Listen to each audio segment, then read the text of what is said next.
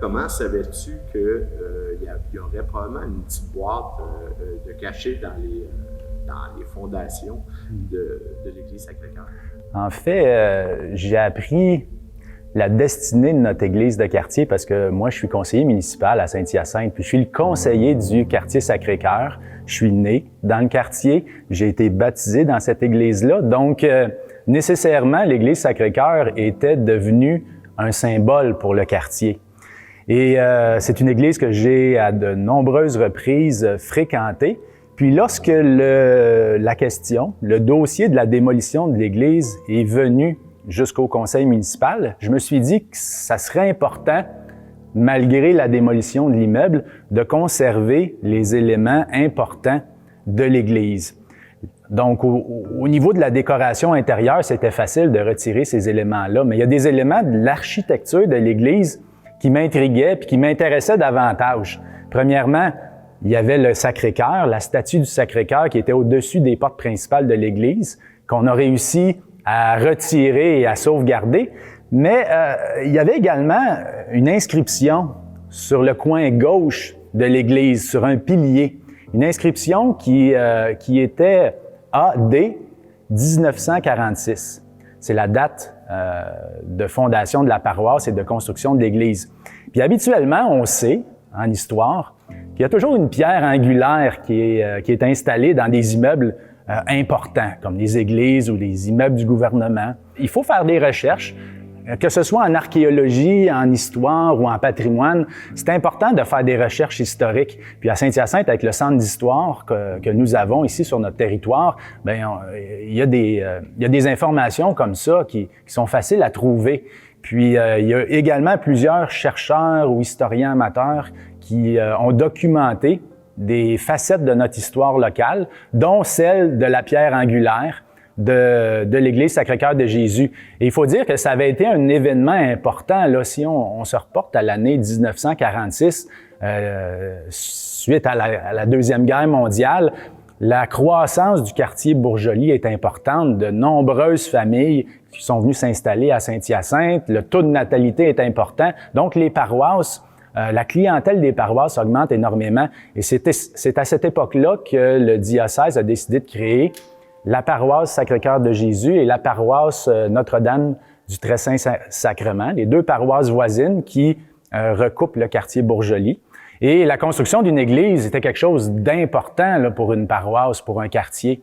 Alors, ça a rassemblé l'événement de la bénédiction de la pierre angulaire, a rassemblé de nombreux dignitaires. Il y a beaucoup de personnes qui sont venues assister à l'événement. Donc, ça s'est retrouvé dans les médias et notre courrier a bien documenté l'événement. Donc, c'est possible de retrouver des traces, des traces qui m'ont amené finalement à développer un projet de récupération de cette pierre-là. Il y a une tradition qui date d'un certain nombre d'années où quand on construisait un immeuble comme ça, c'est une capsule temporelle dans le fond. C'est que là, ce qu'on fait, c'est qu'on insère des objets dans une boîte ou dans une pierre en vue qu'un jour, les gens vont découvrir cette capsule-là et ça va donner des indications sur l'époque à laquelle on fait référence, là. Bien, en réalité, la pierre angulaire qu'on appelle, habituellement, les édifices, du moins autrefois, je ne sais pas si actuellement ça se fait toujours, mais édifices religieux, mais il y a des fois c'est des non-religieux aussi, mais surtout les édifices religieux, il y a une pierre angulaire. C'est-à-dire qu'il y a une pierre avec laquelle, souvent dessus, on marque l'année de construction, et à l'intérieur, on cache des petits trésors. En se disant qu'un jour, peut-être qu'il y aura des travaux. Je ne pense pas qu'on pense habituellement qu'il va y avoir une démolition, et qu'on dit un jour peut-être qu'il va y avoir des travaux, et qu'on va découvrir des choses du moment où c'était construit. Alors, ce qui fait que c'était évident qu'il y avait sûrement un trésor dans cette pierre-là lorsque ça a été enlevé lors de la démolition de l'église Sacré-Cœur.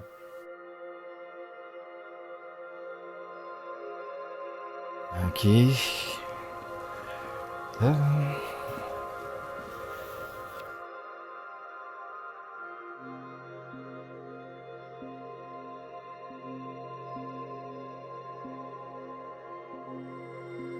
OK. Fait que la boîte en question, dans laquelle tout ça était, c'est ça ici.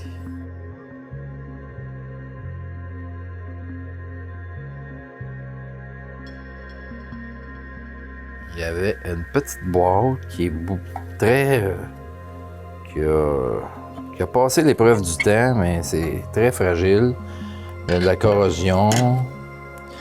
Elle est endommagée beaucoup. Alors, les objets principaux étaient là-dedans. C'était sur un petit lit de velours, j'imagine. Donc, les objets étaient là-dedans.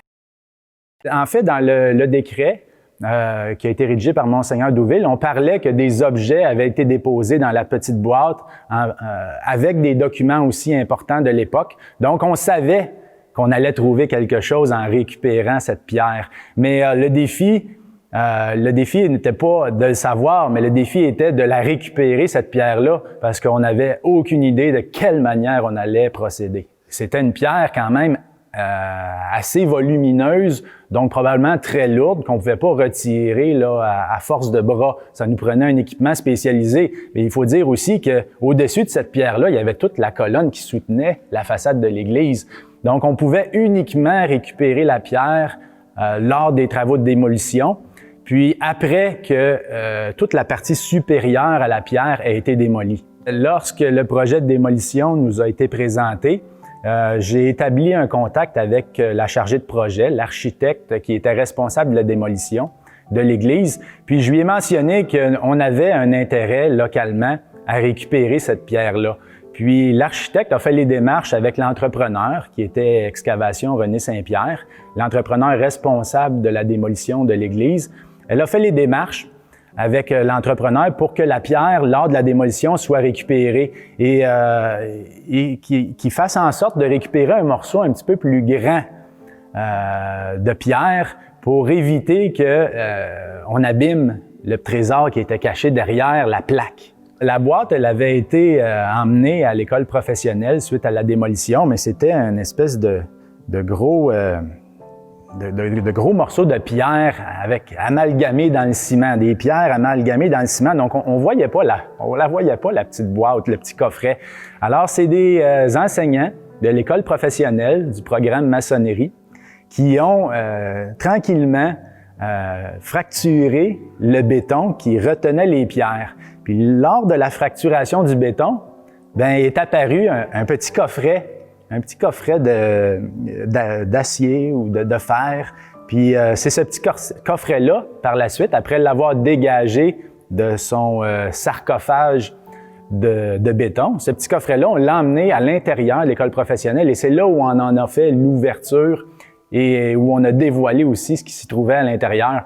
Puis ça a été un événement quand même assez magique parce qu'on retrouvait des objets qui dataient de 1946, des objets qui représentaient une époque quand même assez lointaine, une époque que nous, on ne connaît plus. Donc, les objets qui ont été mis là-dedans, c'est des objets qui étaient très importants pour les gens de l'époque. Puis le fait de découvrir ça ensemble, avec les médias, ça a fait en sorte de créer un événement assez extraordinaire pour Saint-Hyacinthe. On a fait une espèce pas une cérémonie, mais c'était quand même quelque chose d'intéressant puis d'assez unique. Donc, avec Luc Cordeau, c'est lui qui a ouvert le coffret de métal, puis là, on sortait les objets, puis j'étais près de lui, puis on découvrait tous ces objets-là. Donc, pour nous, c'est un trésor. Là. Je pense pas que ça arrive de vivre ça une autre fois dans ma vie. Là. On a la liste des intervenants, des gens qui ont signé. Les plans de vie de l'Église et du presbytère ont été préparés par M. René Richer, architecte, ayant un bureau à Saint-Hyacinthe. Ces plans de vie sont exécutés sous la direction de M. Lucien Vadeboncoeur. Le contremaître général est M. Armand Vadeboncoeur. Alors, les gens qui étaient présents, les notables qui étaient présents ont signé. Arthur Douville, évêque de Saint-Hyacinthe, Ernest Haut-Picard, qui était maire, Joseph Fontaine, qui était député fédéral, Ernest J. député provincial, M. Vadeboncoeur, M. Richer. Alors, voilà. Donc, ces gens-là ont signé le document, il y avait ça. Puis, véritable témoignage d'époque, il y avait de nombreuses médailles religieuses sur Sainte-Anne, Marie, Joseph, je pense qu'il y en a une sur le frère André. Donc, il y avait des médailles, il y avait des photographies du pape, des papes. Qu'est-ce qu'il y avait d'autre? On a retrouvé des boucles d'oreilles, parce que pendant la cérémonie, une fois que les officiels ont déposé les objets dans le boîtier, ils ont demandé à ceux qui assistaient à la cérémonie s'ils voulaient mettre des objets là-dedans pour compléter. Donc, il y a plein de monde qui ont mis des pièces de monnaie, des trucs comme ça, il y a plein d'affaires. Il y a même un petit morceau de bois brûlé qui, semblerait-il, c'est un morceau de bois qui provient du Collège Sacré-Cœur qui a brûlé en 1938. Parce que le Collège Sacré-Cœur était situé là où a été construit l'église Sacré-Cœur quelques années plus tard. OK, c'était exactement le même site. Oui. L'église Sacré-Cœur, où est-ce qu'elle était en face de l'école René Saint-Pierre, était un petit peu sur le coin de la rue Papineau, la Framboise, mais le Collège Sacré-Cœur était un petit peu plus centré dans le terrain qui est compris entre la rue Papineau puis la rue Sacré-Cœur. Donc, il était plus centré là, mais il était à peu près au même endroit, un petit peu plus reculé du chemin, je pense. Et le terrain des Frères du Sacré-Cœur, à l'époque, allait jusqu'à la rue Mayotte. Parlons-en du collège. Qu'est-ce qui est arrivé? Comment? Parce qu'il y a quand même une histoire assez tragique. Oui, c'est que le collège a été construit, je crois que c'était en 1902, et ils ont accueilli des élèves. C'est les frères, la communauté des Frères du Sacré-Cœur qui ont construit ça. Jusqu'en 1912 ou 14. À partir de cette année-là, je suis pas certain de l'année, l'école a fermé, puis le collège comme tel est devenu comme la maison générale pour la communauté des Frères du Sacré-Cœur de la province de Saint-Hyacinthe. Parce que il y a toute une hiérarchie là, dans la congrégation des Frères du Sacré-Cœur, avec plusieurs provinces. Il y avait une province de Saint-Hyacinthe avec quand même un territoire assez large. Donc, pendant un certain nombre d'années, c'était, dans le fond, pas un couvent, mais un monastère. Devenu un monastère. Et à partir de 1936, on a accueilli à nouveau des élèves. Donc, on a une période, au début du siècle, une dizaine d'années qu'on accueille des élèves. Et de 1936, septembre 1936, jusqu'au le 18 janvier 1938, où est arrivé un terrible incendie. Les journaux d'époque parlent de termes forts comme holocauste, hécatombe. C'est qu'avec l'incendie, il y a 46 personnes qui ont péri dans l'incendie, 5 frères du Sacré-Cœur, puis 41 enfants. Les plus jeunes avaient 10 ans, d'autres en avaient 16, 17. Donc, ça a été un drame terrible qui a marqué l'histoire de Saint-Hyacinthe. Dans la nuit du 17 au 18 janvier 1838, il fait autour de moins 25, selon ce qu'on dit à l'époque, là, ce qui fait très froid.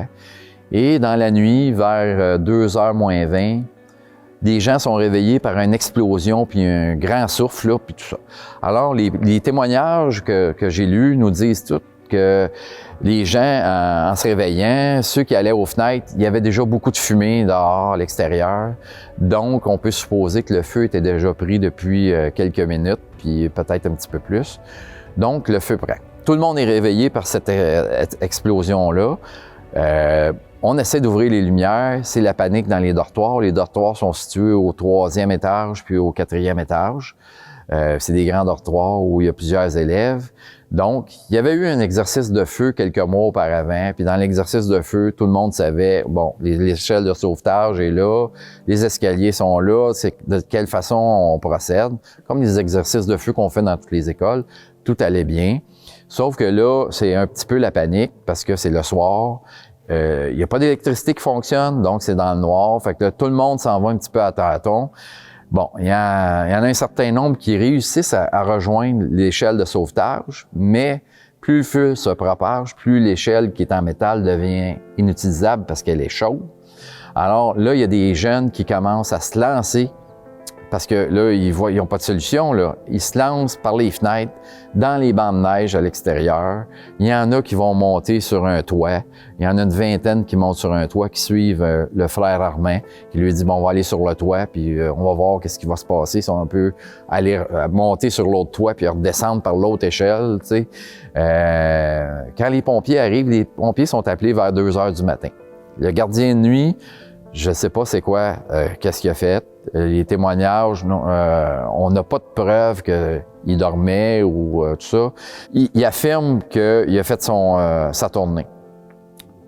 Sauf que là, lui-ci est un peu comme réveillé par l'explosion. Puis, près de lui, il y a des cloches pour sonner l'alarme.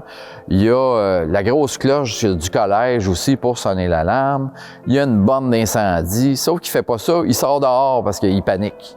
Puis là, dehors, en arrivant dehors, bien, il rencontre le supérieur qui est là auprès d'un enfant qui s'est lancé. Fait que là, il pense pas de donner l'alarme. Personne ne pense de donner l'alarme. Là, c'est des citoyens qui sont autour, qui voient, ben là, les pompiers arrivent pas, on va les appeler. Fait que les pompiers sont appelés à 2h03 exactement. Pourquoi les pompiers se rappellent de ça? C'est parce qu'il y a un quart de travail qui commence à 2h. Fait qu'il y en a plusieurs pompiers qui ont témoigné, parce qu'il y a eu une enquête par la suite, qui ont dit, ben là, je commençais à travailler, on arrivait, là, le téléphone a sonné, puis là, ben tout de suite, on s'est rendu. Ça a pris 3-4 minutes avant de partir du poste de police qui était situé devant le Jean Coutu aujourd'hui sur la rue Cascade. Il était situé là, alors on a passé par la rue Laframboise, il n'y avait pas de tunnel à l'époque, c'était une rue, donc on se rend là, ça prend 3-4 minutes, mais déjà, quand les pompiers arrivent, il y a plein de monde, il y a ceux qui ont été capables de sortir de là, ben eux autres, il fait froid, donc ils se réfugient dans les maisons. Bref, c'est le bordel. Et puis, ceux qui sont sur le toit, ben, à un moment donné, les pompiers arrivent, puis ce qu'on entend, c'est un grand fracas, puis le toit s'effondre. Donc, tout ça, c'est l'hécatombe, hein, tu sais, tout ça. Fait que c'est un peu ça le soir. Les pompiers ont beau arriver, brancher des boyaux, monter une échelle, ils ont sauvé une personne avec l'échelle.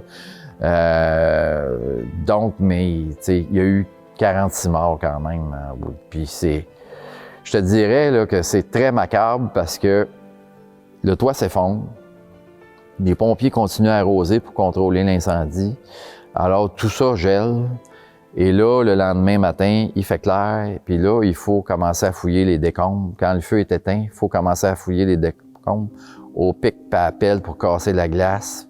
Puis là, ce qu'on trouve, c'est des crânes. On trouve des membres. On trouve pas de corps entier parce qu'ils ont été carbonisés, ils ont été complètement brûlés, ils sont retournés ensemble, si on peut dire. Alors, c'est effroyable. Puis, ce qui est pénible pour les familles, c'est que les familles arrivent là. Tu sais, on est à Saint-Hyacinthe en 1938, là, il n'y a pas beaucoup de bâtiments en hauteur. On est en pleine nuit. Alors, à peu près tout le monde peut voir la lueur là, à l'extérieur. Puis là, les pompiers, eux autres, ils ont sonné l'alarme. Là, fait que ça allait réveiller beaucoup de monde à Saint-Hyacinthe. Fait que, puis dans ce coin-là, il y a presque rien. Il y a en 38, il y a l'aréna qui est en construction. Il y a la piscine. Il y a l'hippodrome à côté de l'aréna où il y avait l'ancien centre culturel. Il y a à peu près juste le collège Sacré-Cœur qui est là.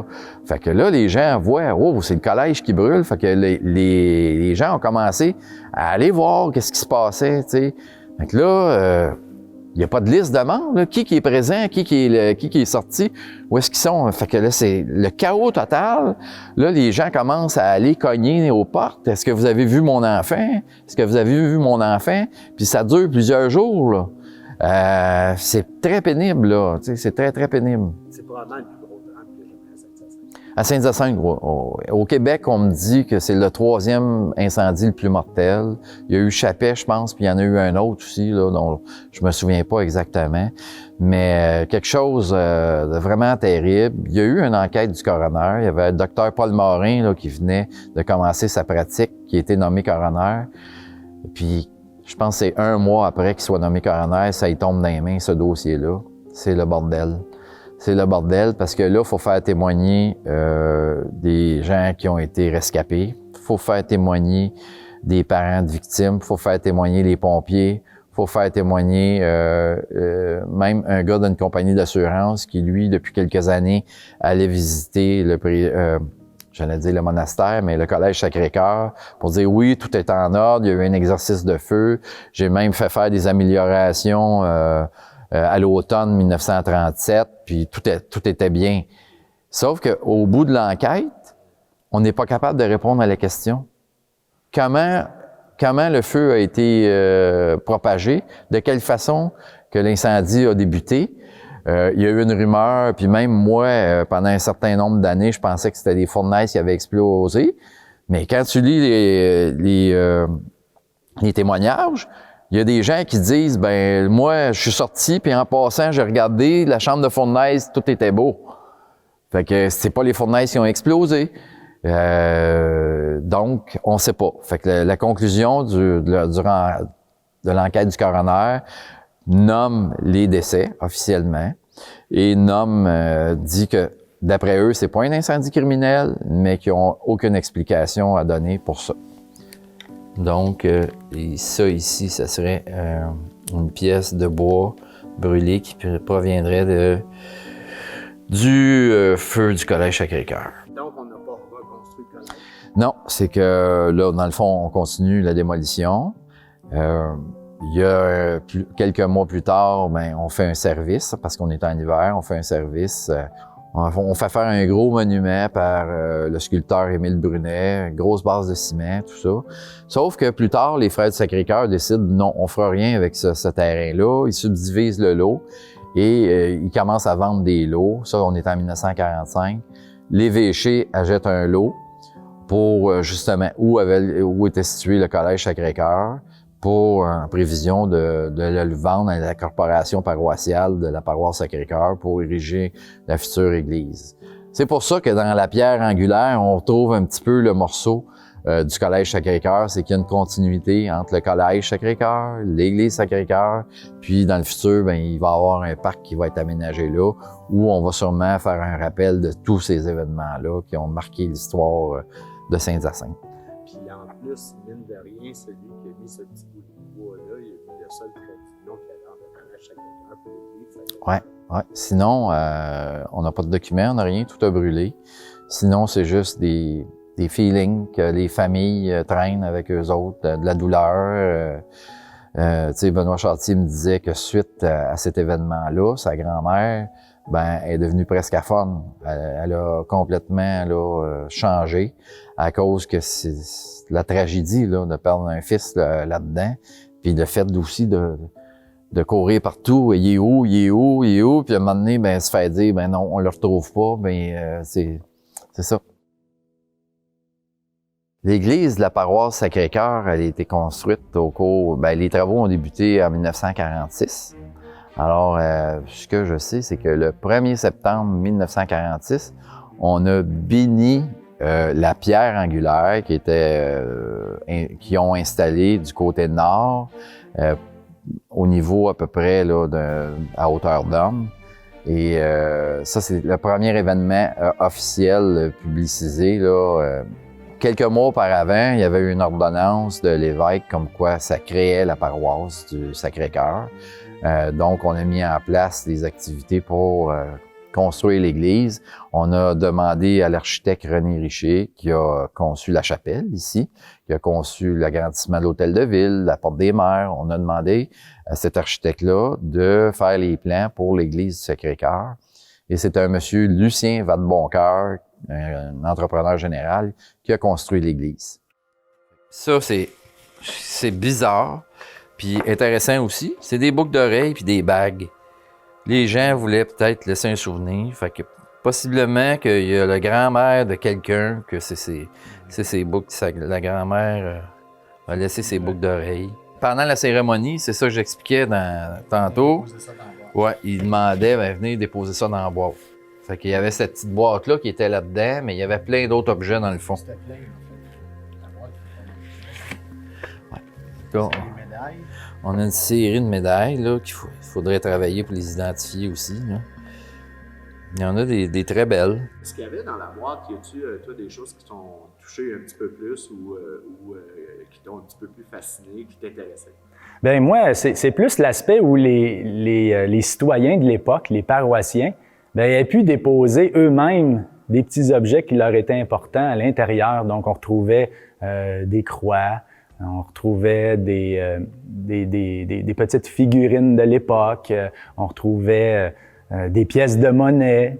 Alors, tout ça, c'était un petit peu ce qui me fascinait le plus, c'est que c'était des objets du quotidien à l'époque, des objets quand même précieux qui avaient été mis à l'intérieur de la boîte, mais par des gens comme vous et moi.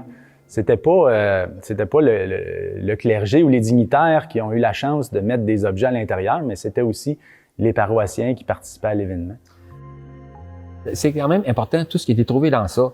Même si des choses, c'est plutôt, on peut dire, anodin, mais non, il y a une histoire là-dedans. Il y a une pièce, là je me souviens plus si c'était une médaille ou une pièce d'argent, que un de nos bénévoles au Centre d'histoire, qui était tout jeune à l'époque, a dit « c'est moi qui avais mis ça dedans ». Alors déjà, il y a une histoire en arrière de chaque pièce. Et seulement que ça, je trouve, c'est déjà très intéressant. Les crucifix, même quelque chose de similaire. C'est pas une pièce de monnaie, plus? Peut-être. C'est quoi ça? Saint-Hyacinthe, 1944. OK. C'est une épinglette du congrès eucharistique qui a eu lieu en 1944 à Saint-Hyacinthe. OK. Fait qu'il y a quelqu'un qui a mis un souvenir du congrès eucharistique. C'est quoi Sacré-Cœur pour toi? Ça représente quoi? C'est ton passé, c'est ta jeunesse? Oui, moi j'ai grandi à, je vous dirais, quelques pas de l'église, au coin de la rue Sacré-Cœur et la Framboise. Donc l'église de quartier, en fait, c'était un lieu où on se rassemblait les dimanches, à l'époque, avec mes parents, avec ma famille. Puis c'était surtout, comme je l'ai mentionné, c'était surtout un symbole pour le quartier. Et on pouvait facilement se référer à l'église, donner rendez-vous à quelqu'un devant l'église, sur le parvis de l'église. Alors vraiment, pour nous, c'est ça. Il y avait une symbolique. Ça faisait partie du quartier. Démolir l'église, pour toi, ça a dû te toucher? Oui, bien sûr, bien sûr. Ça m'a touché particulièrement. Surtout que, c'est ça, j'avais des liens, j'avais une histoire avec cette église-là. Donc, malgré le fait qu'on a essayé de trouver une alternative à la démolition, on n'y est pas arrivé. Donc, nécessairement, il fallait faire son deuil. Donc, comme plusieurs autres personnes du quartier, j'ai fait mon deuil de voir l'église disparaître. Mais heureusement, à Saint-Hyacinthe, on a fait l'exercice aussi de caractérisation de nos immeubles religieux. Puis, on est une ville où on regorge de ces bâtiments-là religieux. C'est une ville où il y a plusieurs communautés qui sont venues s'établir. Donc, oui, il y a beaucoup de bâtiments. C'est pas tous les bâtiments qui ont une valeur patrimoniale. Donc, on a fait l'exercice de caractérisation de ces bâtiments-là et on en est venu à se dire que il y a certains immeubles qui devaient être convertis. Il y a certains immeubles qui, malheureusement, à cause des coûts trop élevés de restauration ou de préservation, mais il y a des immeubles qui ont dû être sacrifiés. Et il y en a d'autres qui seront probablement aussi sacrifiés dans le futur, considérant que la tendance de la fréquentation des églises est à la baisse et que les communautés religieuses également vivent le même phénomène de diminution du nombre de membres des communautés. Donc, ça fait en sorte que les communautés, elles aussi, sont en voie de disparition. Ce que je retiens, c'est plus l'excitation de tous les gens qui participaient à l'ouverture du trésor du Sacré-Cœur. On sentait dans la salle une sorte de fébrilité, là, comme si on avait vraiment découvert quelque chose d'unique. Et c'était le cas aussi, mais l'excitation chez les gens, là, on redevenait tous comme des enfants. Et vous l'avez mentionné, comme des archéologues qui étaient à la recherche d'un trésor. Puis là, finalement, ce trésor-là, on l'a trouvé. Donc, on redevient un petit peu enfant dans ce temps-là. Puis vraiment, c'est ce que je retiens, là. L'excitation qu'il y avait dans la salle lorsqu'on a ouvert le fameux coffret, c'était quand même assez impressionnant. On se demande toujours qu'est-ce qu'il peut y avoir dedans. Sauf que c'est pas la première fois que ça arrive. À Saint-Hyacinthe, à ce que je sache, c'est sûrement déjà arrivé, mais j'ai pas d'infos là-dessus. Mais ailleurs, c'est déjà arrivé. Et puis souvent, on trouve un journal, un discours,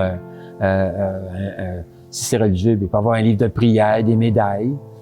Donc, dans le fond, ce qui est mis là-dedans, c'est des témoignages du moment présent de cette époque-là. Que ce soit au niveau religieux, mais aussi civil, politique ou autre. Et c'est ce qui a été trouvé en réalité. Là, c'est le centre d'histoire qui a gardé les restes du trésor du Sacré-Cœur. Qu'est-ce qu'on devrait faire avec ça? Ben nous, c'est certain qu'on va les conserver. Hein, c'est une preuve de ce qu'on peut trouver parfois dans un immeuble, dans une pierre angulaire. C'est un souvenir d'un bâtiment qui a disparu. C'est également le souvenir de gens qui étaient présents à ce moment-là, parce qu'on peut savoir qui était là au moment de mettre des choses dans la pierre angulaire. C'est certain qu'on va les conserver. Et puis, bon, ça peut peut-être servir des fois pour une exposition quelconque. C'est certain que pour nous, c'est un trésor.